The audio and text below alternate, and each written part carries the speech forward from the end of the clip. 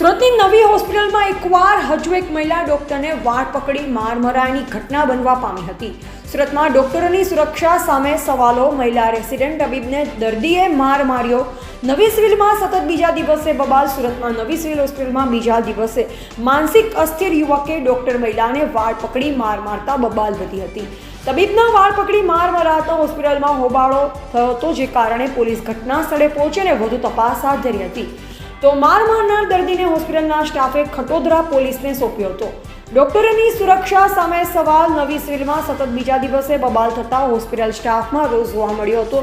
સાબિર નામનો યુવક અસ્થિર મગજનો છે અને તેને મગજની સારવાર ચાલી રહી છે, ત્યારે તે હોસ્પિટલ આવ્યો અને અચાનક મહિલા તબીબના વાળ પકડી મારવા લાગ્યો, જે કારણે હોસ્પિટલમાં દોડધામ મચી. પહેલા તો એમ થયું કે આ યુવક ખરેખર સભાન અવસ્થામાં આવું કરી રહ્યો છે, પરંતુ પરિવારજનોએ કીધું કે તેને મગજની સારવાર ચાલી રહી છે અને તેનું મગજ કામ કરતું નથી.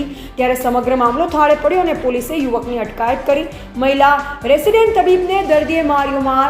દર્દીએ વાળ પકડી માર મરાતા હોબાળો થયો અને ભારે હંગામા બાદ હોસ્પિટલના ડોક્ટર સહિતના સ્ટાફે દર્દીને મેથી પાક આપ્યો અને ખટોદરા પોલીસને સોંપ્યો. આ યુવક લિંબાયતના મીઠીખાડી વિસ્તારનો રહેવાસી છે. 24 વર્ષીય સાબિરને છેલ્લા 7 વર્ષથી માનસિક બીમારી છે અને તેની દવા પણ ચાલી રહી હોવાનું પરિવારજનો કહી રહ્યા છે.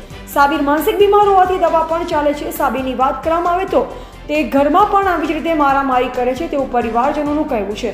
ક્યારે તેના મગજમાં શું થાય તેની પરિવારજનોને પણ ખબર નથી હોતી.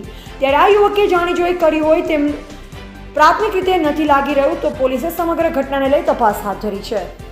તમે જોઈ રહ્યા છો સ્વતંત્ર નિર્ભય ન્યૂઝ ચેનલ. એડિટર અભિષેક પાંડે સાથે.